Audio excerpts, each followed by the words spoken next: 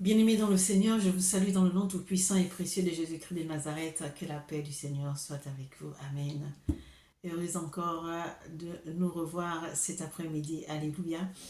Bien-aimés dans le Seigneur, aujourd'hui je voudrais parler du découragement.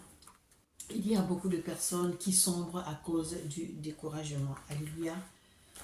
Vous savez, lorsque nous sommes découragés, beaucoup de choses se passent dans nos têtes. Et pas de bonnes choses, pas de bonnes pensées, mais des pensées négatives.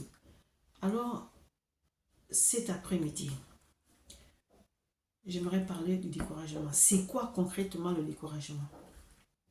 Le découragement est une perte d'énergie, un abattement, une démoralisation.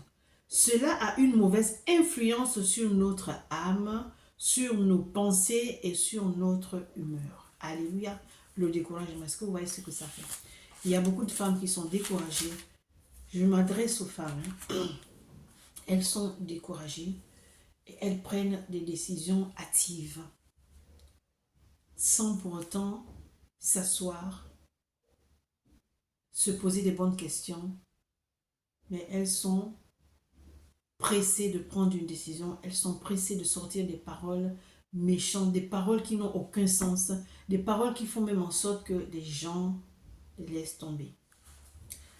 Le découragement te pousse à culpabiliser. Alléluia. Tu te poses beaucoup de questions. Mais tu n'as pas de réponse. Mais c'est parce que tu es découragé que tu baisses même les bras. Le découragement peut te pousser à tout abandonner. Le découragement peut te pousser à tout abandonner. Parce que tu n'as plus de repères. Quand on est découragé, c'est la main sous le menton, c'est qu'est-ce que je veux faire, tu regardes à gauche, à droite, tu baisses les bras. Et il y a plein d'idées négatives qui sont dans ta tête. Alléluia. Le découragement peut t'amener à te séparer de tout ce qui t'entoure. Tu en voudras à tout le monde. Tu es découragé parce que dans ton foyer, tu n'es pas bien. Donc tu es désagréable avec les gens. Tu es découragé parce qu'au travail, c'est pas ça. Tu es découragé parce que tu es incomprise. Tu es découragé parce que personne ne veut être avec toi. Alors tu te dis, à quoi ça sert que je vive? Pourquoi les gens ne veulent pas rester avec moi? Pourquoi quand je parle, personne ne m'écoute? Pourquoi dans mon foyer, ça ne va pas? Pourquoi dans mon travail, mes collègues s'éloignent de moi? Tu sais que tu es découragé. Le découragement, vraiment, ce n'est pas une bonne chose. C'est un esprit qui détruit. C'est un esprit qui t'éloigne de Dieu. C'est un esprit qui t'éloigne même des hommes. Le découragement. Le découragement peut t'éloigner de ta vision, de la mission pour laquelle tu as été appelé. Alléluia. Parce que tu vas commencer à te comparer aux autres personnes. Voici comment les autres prêchent. Voici comment quand ils prêchent, il y a beaucoup de vues. Quand ils prêchent, les gens acclament. Mais bien aimé dans le Seigneur, tu vas te décourager à cause de ça. Le nombre de vues ne veut absolument rien dire. Que les gens acclament ou ne t'acclament pas. Si Dieu t'a appelé, tu as une mission que tu dois accomplir. Tu fais ce que Dieu t'a demandé de faire. Mais ne te décourage pas. Sinon, tu vas rater ta mission. Est-ce que vous voyez un peu l'impact négatif qu'a le découragement sur l'homme? Hein, bien-aimé? Le découragement est un esprit qui te fait croire que sans les autres, tu ne peux rien faire. Tu es incapable de prendre des décisions. C'est ça le découragement. Vous savez, lorsque le Seigneur m'a enseigné sur le découragement, j'ai dit que non, c'est pas possible. Le découragement ne peut pas amener tout ça de choses. Eh bien oui, regardez, c'est un esprit qui te fait croire que sans les autres, tu ne peux rien faire. Alléluia, que tu es incapable de prendre des décisions toi-même. Le découragement, les conséquences du découragement te fait perdre même ta dignité. C'est-à-dire que devant les autres, tu te sens toujours petit. Pas petit parce que tu es humble, non, parce que tu te dis que mais je ne suis rien, je ne peux rien faire, les autres sont toujours... Mais bien aimé dans le Seigneur, si tu parles comme ça, tu n'y arriveras pas. Si toi-même tu ne fais pas l'effort de te lever, si toi-même tu ne dis pas arrière de moi découragement, personne ne viendra dire arrière de moi découragement pour toi. Hein? Nous vivons dans un monde où il y a la concurrence. Nous vivons dans un monde où il y a la jalousie. Nous vivons dans un monde où il y a la haine. Mais si tu t'arrêtes sur ça, tu n'avanceras pas. Tu es appelé de Dieu. Tu ne pourras pas faire ta mission. Pourquoi? Parce que tu te décourages. La moindre parole te décourage. La moindre remarque te décourage. Bien-aimé, femme, sois forte. Lève-toi. Et tu dis découragement, sors de ma vie. Tu n'as rien à faire dans ma vie. Alléluia. Le découragement te fait réfléchir inutilement. Tu es perdu dans tes pensées lointaines qui ne t'apportent rien si ce n'est te laisser là sans rien faire et au final, tu n'avances pas. Tu es passive, tu ressasses le passé, tu n'arrêtes pas de te poser ces questions qui sont pourquoi, comment, où j'ai fauté. Mais toutes ces questions ne t'apporteront rien du tout. Alléluia. C'est ça le découragement. Tu es là, tu réfléchis inutilement, tu te poses des questions qui n'ont aucune réponse et donc tu stagnes. Donc l'esprit de stagnation devient ton partage. Tu n'as pas envie qu'on te parle. Tu ne veux t'adresser non plus à personne. Tu veux rester dans ton coin. Mais quand tu restes dans ton coin, bien-aimé dans le Seigneur, tu broies le noir. Et qu'est-ce que le noir peut t'apporter? Ce sont les ténèbres. Donc spirituellement, là, tu meurs. Et si tu n'es pas fort, tu vas penser au suicide. Parce que tu te dis, tu as échoué dans tous les plans. Mais tu n'as pas échoué dans tous les plans. Tu tombes, il faut te relever. C'est là où est ta force. Tu tombes, tu te relèves, mais ne tombe pas. Et puis tu restes là, tu es découragé. Tu dis, mais pourquoi je suis tombé? Mais pourquoi tu ne vas pas tomber? Tu es découragé à cause du regard des autres. Tu commences à dire, mais pourquoi moi? Mais qu'est-ce que j'ai fait? Mais tu n'as rien fait. Sauf que tu as laissé le découragement prendre la place. Tu as laissé le découragement te guider. Tu as laissé le découragement, je ne sais pas moi, prendre le dessus sur toi. Alors, qu'est-ce que tu veux faire quand tu es découragé et que tu ne veux pas l'aide des gens, tu ne veux pas poser des questions parce que tu as peut-être peur qu'on va mal te répondre, mais il faut te préparer à tout ça. Les gens ne sont pas obligés d'être bons, d'être gentils avec toi. Si tu ne t'enlèves pas ça dans la tête, mais toute ta vie, tu seras découragé. Hein? Le découragement est un esprit destructeur. Tu passes tout ton temps à réfléchir négativement. Tu as des pensées négatives. Tu ne construis rien avec la négativité. Alléluia. Le découragement t'empêche de te décider pour passer à autre chose. Alléluia. Ça t'empêche de te décider pour passer à autre chose. Bien-aimé dans le Seigneur, j'aimerais dire à une femme, je ne sais pas par quoi tu traverses, je ne sais pas quelle est ta situation, je ne sais pas qu'est-ce qui a fait en sorte que tu sois aussi découragé, au point où tu ne veux pas parler, au point où à cause du découragement, il y a la haine qui est venue en toi, la jalousie. Non, bien aimé, le découragement est quelque chose qui détruit. Ça fait naître en toi la haine, la jalousie. Alléluia. Parce que tu vas passer ton temps à en vouloir aux autres. Qu'est-ce que les autres t'ont fait? T'ont rien fait. Tu vas passer ton temps aussi à envier. Pourquoi tu vas envier les autres? Amen. Amen. Alors bien aimé dans le Seigneur, que le découragement ne soit plus jamais ton partage. Que le découragement ne soit plus jamais ton partage. Lève-toi. Prends le taureau par les cornes. Décide-toi. Il n'y a que toi qui peux faire avancer les choses dans ta vie. Si tu ne te décides pas, si tu ne prends pas une décision de sortir du découragement, tu vas tourner en rond. Tu vas stagner. Est-ce que c'est ce que tu veux? Je ne crois pas. Regardez ce que la parole de Dieu nous dit dans le livre de Jean, chapitre 13, au verset 33. La parole de Dieu dit ceci. Je vous ai dit ces choses afin que vous ayez la paix en moi. Vous aurez des tribulations dans le monde, mais prenez courage, j'ai vaincu le monde. Est-ce que les tribulations doivent créer en toi le découragement?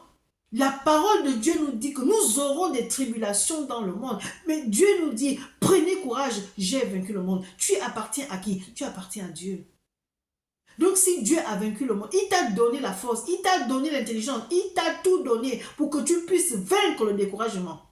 Luc 19 nous dit qu'il nous a donné le pouvoir de marcher sur les scorpions, alléluia, et sur les serpents.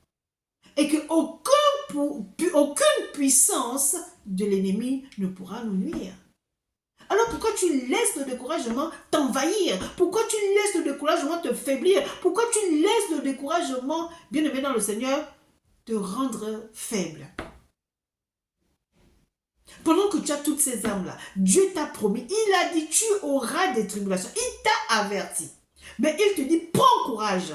Parce que lui, il a vaincu le monde. Mais tu ne peux pas être dans le découragement et rester là. Mais cherche Dieu. Tu veux changer les choses, bâtis avec Dieu.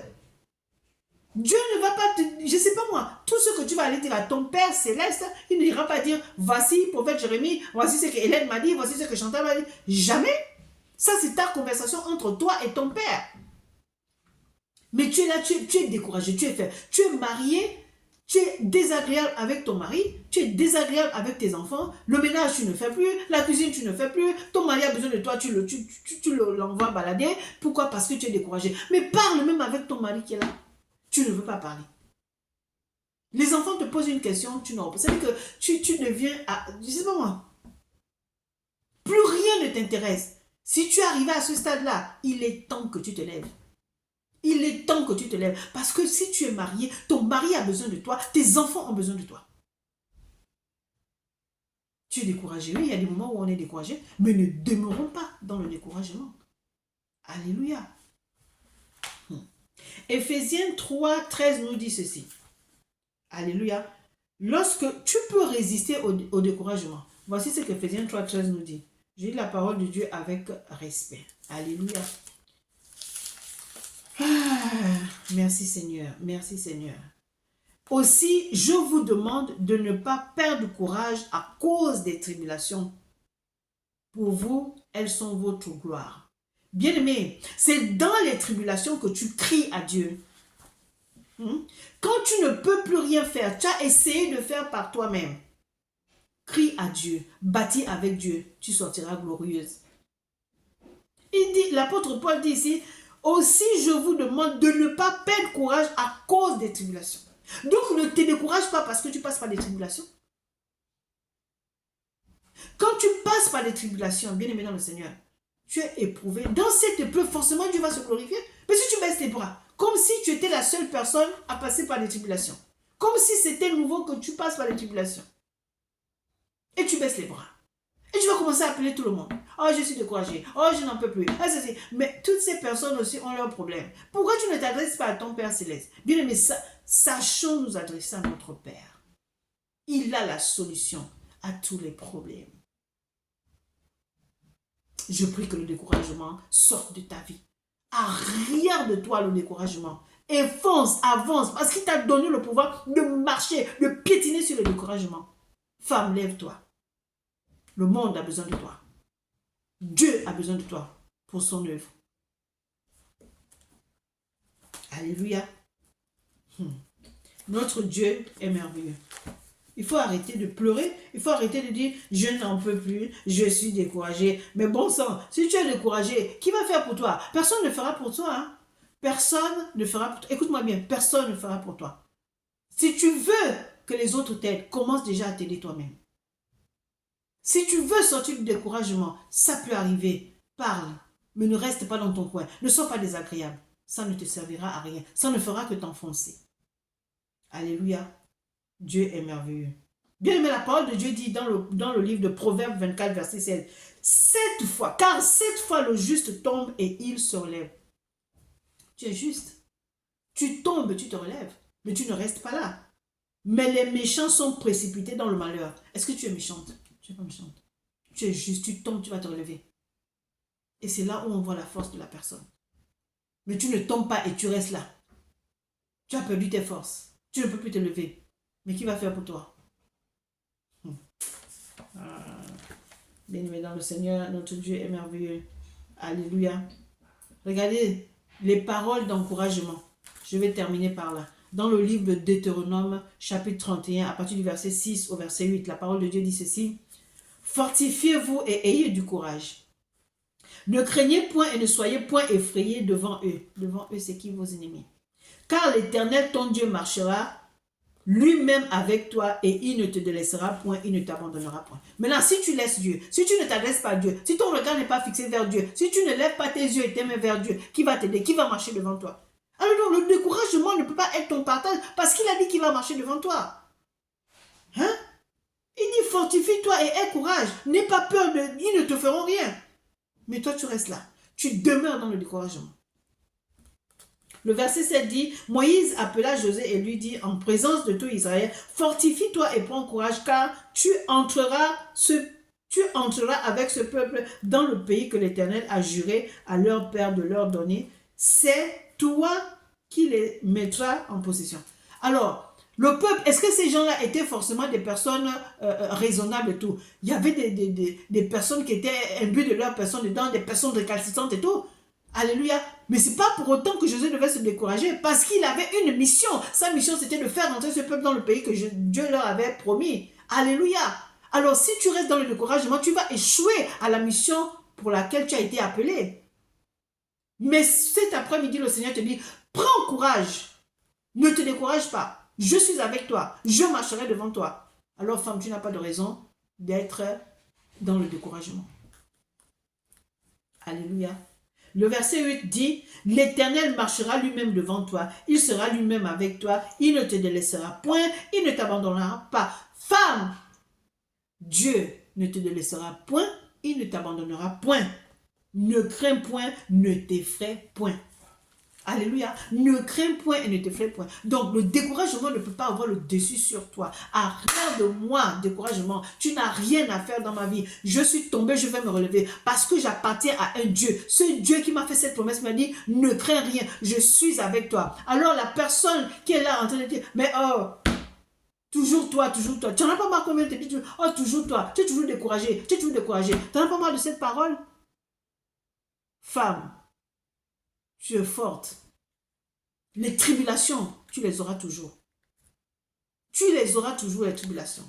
Les épreuves, tu les auras toujours. Mais Dieu te dit, ne crains point. Aie courage, je marcherai devant toi.